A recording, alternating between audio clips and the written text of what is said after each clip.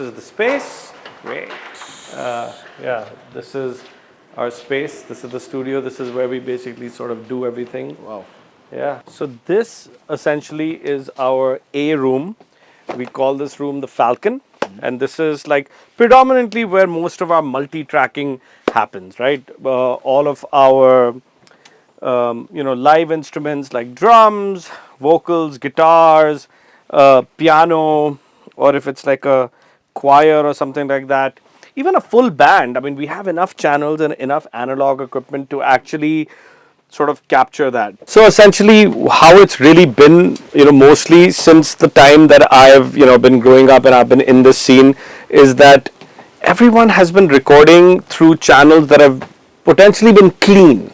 They've been recording through an interface that really doesn't add too much flavor. But I really wanted to sort of change that.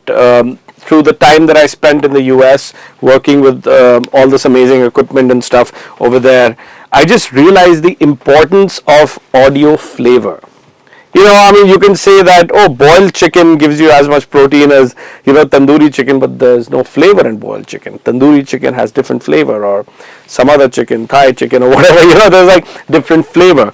So same ways, we have our flagship Neve 1073s. These are something that over the world, everywhere, this is the tried and tested, beautiful sounding preamp and EQ, and then that has its own audio, its own sound. Then you have APIs that has its own, distinct sound, SSL, UAD 610s. So, we've pretty much got it covered when it comes to tube, saturation, to, FET, solid state. We've kind of just covered everything over here. And we also have some beautiful compressors, like stereo compressors, like the SSL, the germanium, and our trusty LA2A, 1176, 33609. So like, these are just things that most people see on the computer screen in the form of plugins. And essentially, actually, that's how I started using them, as plugins.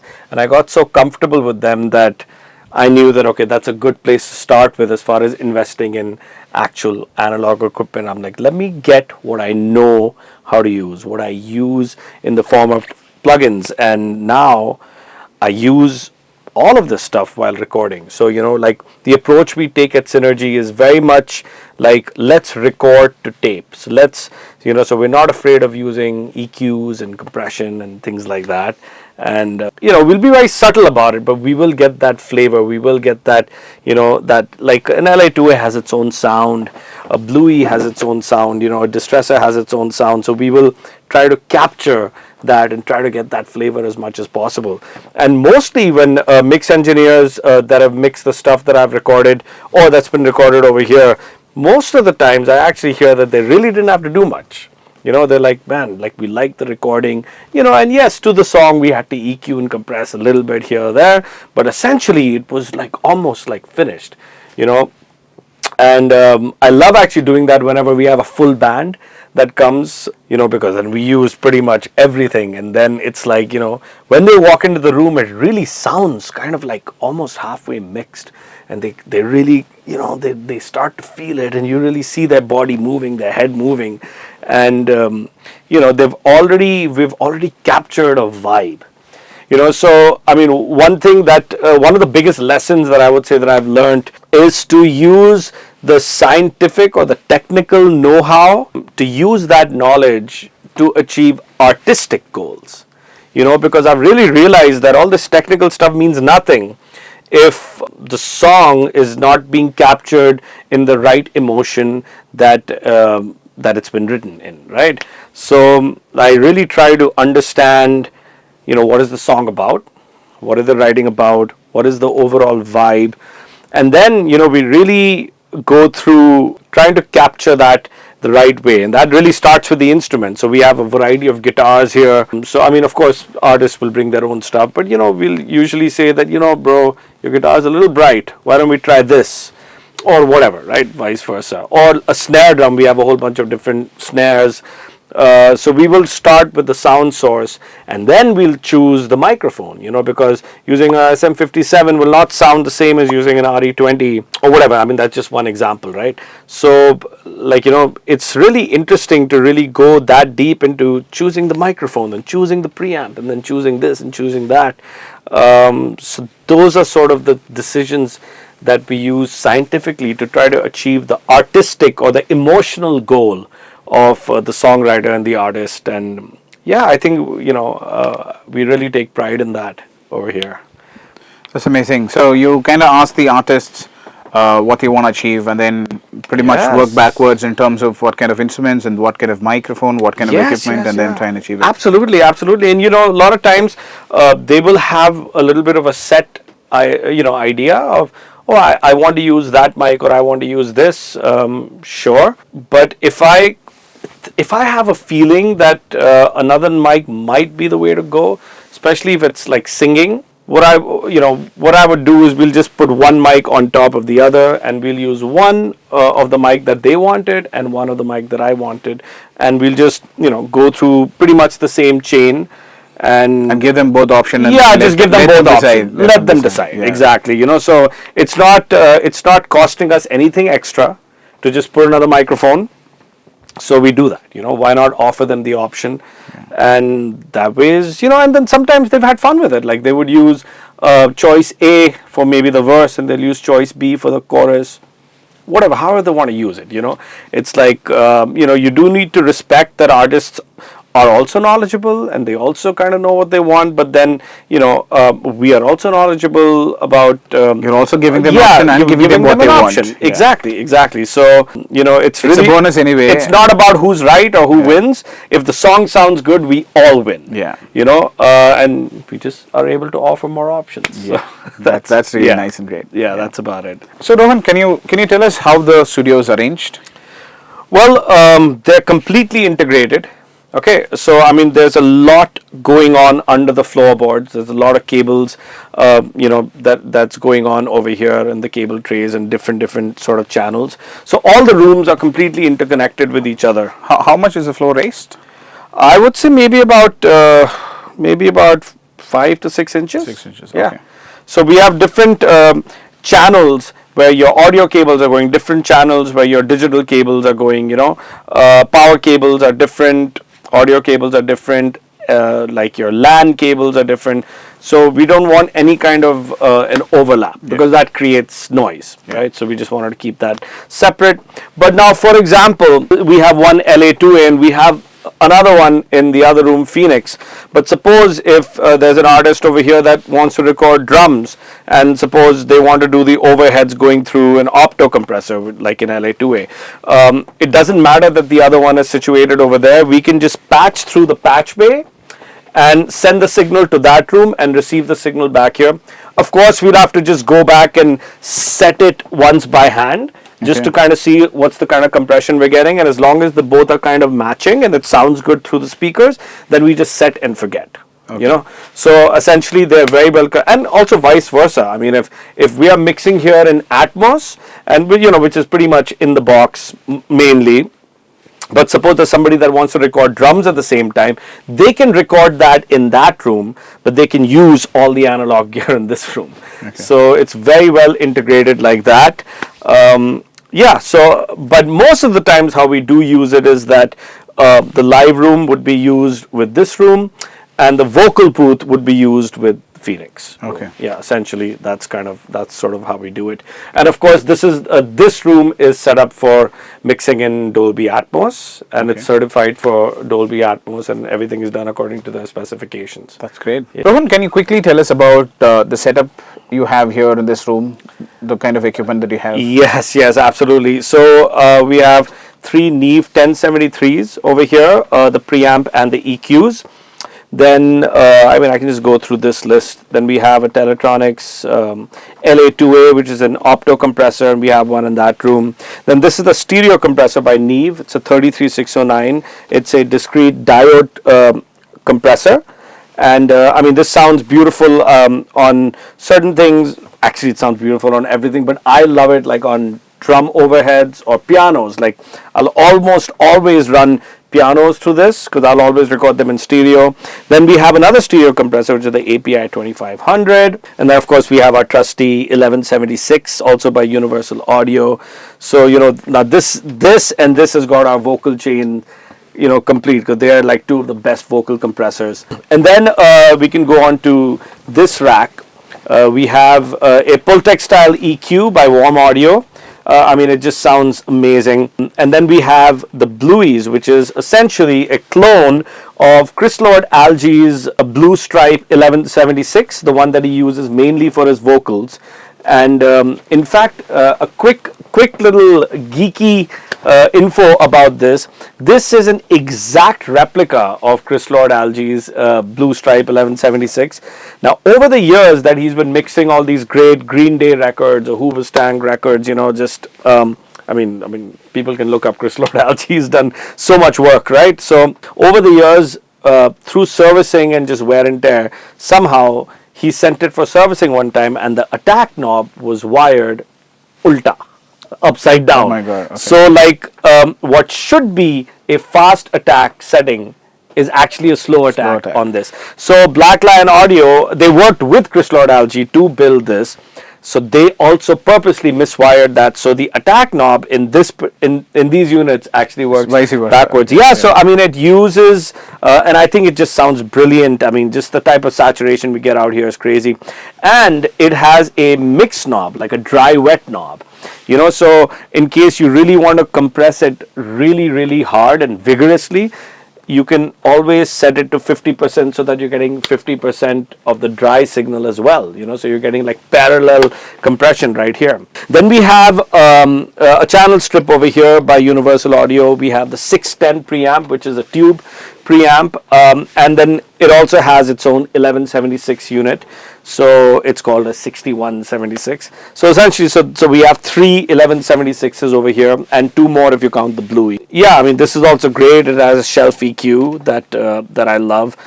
This sounds really good with ribbon microphones. So when I'm doing like a guitar amp, we'll usually put a Royer as one of the microphones, the Royer 121, and that goes really well with this for like a nice guitar sound. Because I'll take the other microphone, I'll usually put two in front of a guitar amp. So usually the other one, which will maybe be a SM7B or a RA20 or a MD421 or something, and I'll probably run it through a Neve or like an API or something. And the way that they blend together, both those, is just beautiful. It just gives it such a huge sound. Then on the bottom, of course, we have two distressors, which is such a versatile compressor. You can use it in an opto mode if you want, and you can use it to give you two types of distortion. It can give you odd harmonics, which is like a Neve, or it can give you, even harmonics like a Neve, or odd harmonics like an SSL, right? So you really have that kind of control.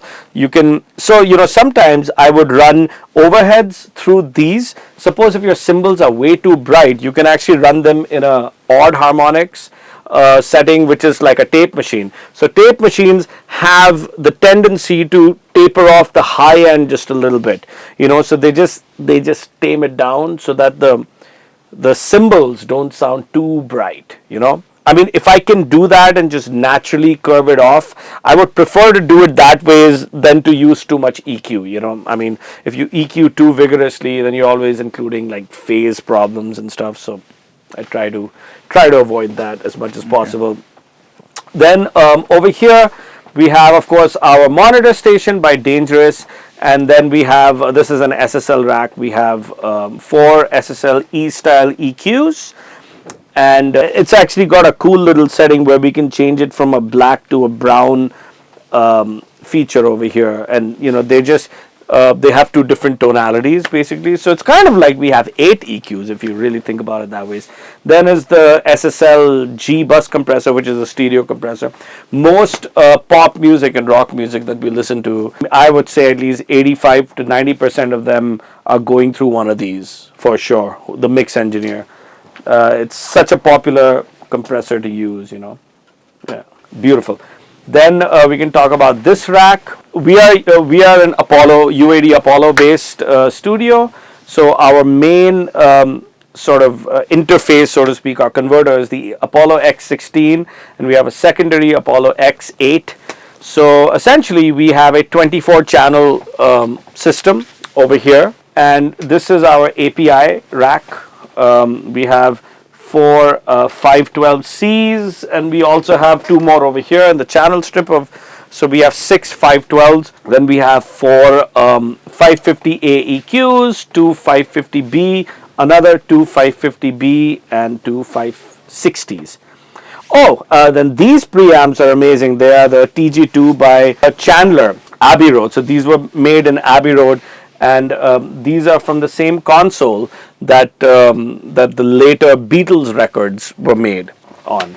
The TG2, great sounding. They've got such a beautiful vintage sort of sound. So so we have, and then SSL is the complete opposite, the completely brand new preamp. So these will give you a very, very modern sound, and these also have the option of using second harmonic drive or third harmonic drive, which is kind of similar to what we were doing here, but we're doing it on a preamp level, not at a compressor level. So I mean, this is completely vintage and this is completely modern. So so we have that versatility of sound. And then these are the Mag EQ4s. These are also program EQs, and they have fixed frequencies, but they have been chosen so they've chosen such beautiful musical frequencies. And also this has a very amazing feature where you can boost 40,000 hertz if you want to. Wow. I know we can't even hear that, but it does affect the stuff that we can hear very subtly, and it does give you some beautiful air. Especially for vocals today, if you really see pop vocals, there is an air frequency to them. They are kind of bright. You can I don't know, it's very hard to explain, but there's this super high frequency that's boosted, so there's an airiness to them that wasn't there in the vocals and stuff maybe in the 80s and 90s. How every era is different. Mm-hmm. But to stay modern and relevant today, a lot of pop music, the vocals, you'd always find that they're boosting like 20,000 hertz or something. So yeah, this has the option to boost 40,000 if you want to. Wow. So I thought that was cool. And of course, this is like the brain or the nervous system, the patch bays. We have, of course, we have more cables like this, so we can patch from that. This is what we use to direct the signal from one piece of equipment to the other. So we want to use this 512. We want to go through the mag. We want to go through this bluey, whatever it is. Everything is done through this patch bay because everything from the back is connected to this patch bay. So all we need to do is patch on through. Yeah, and if we want to mix in Atmos and stuff, we do need to patch into all of these, and then we turn them on, and then we can mix in Atmos. That's great. Yeah. That's great. Yeah, so that's and this is we are using an SSL UF8 and a UC1 control surface. They're brilliant, and what it allows me to do is really sort of let me just put on a plugin onto this channel strip 2, and I can put on and maybe put on a plugin over here. Yeah, okay, we already have a plugin over here. So essentially what it's allowing me to do is to actually use this. If you can see, this knob is moving, but I'm moving it from here. Yeah. So it really does allow me to mix as if I'm on an analog board, so that I'm not really using the mouse or my eyes to do this. I can really sort of tweak things right from here. So I believe I put this on the piano. We can check it out. If I just play some piano stuff. I mean, that's not how I would ever mix a piano, but I just wanted to give you the example that I can, I don't need to look up at my screen. I can just use this and mix it from here. And also just my bus compressor. Like right now, I'm mixing it in the box over here through this. But essentially, that's the same thing as this.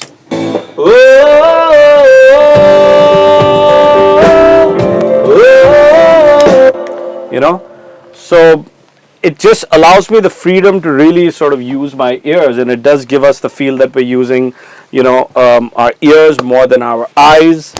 Then over here we have an API channel strip. So this has a 512 preamp. It has a 527 compressor. It has a 550A EQ and an output, right? And this is a stereo compressor, the germanium compressor by Chandler Limited. This is also beautiful. It's got so much versatility, and you can really make this into a dirty sounding compressor if you want to, or you can run it in the clean mode. So it's very, very versatile. It's got options. And the last one is the SSL Fusion, which is I would call it a color box. And this has a beautiful vintage drive, a shelf EQ, and it's got a high frequency compressor which you can kind of use to tame a lot of those harsh frequencies. And then it's got also a stereo, a widener, and a spacer. It makes things a little deeper and a little wider. Yeah, I mean it's really amazing. Like this is a constant in my mix bus chain, because I would mix in the box, but then my mix bus I would have running through the analog stuff. So I'm getting a little bit of both. So yeah, that's pretty much this room.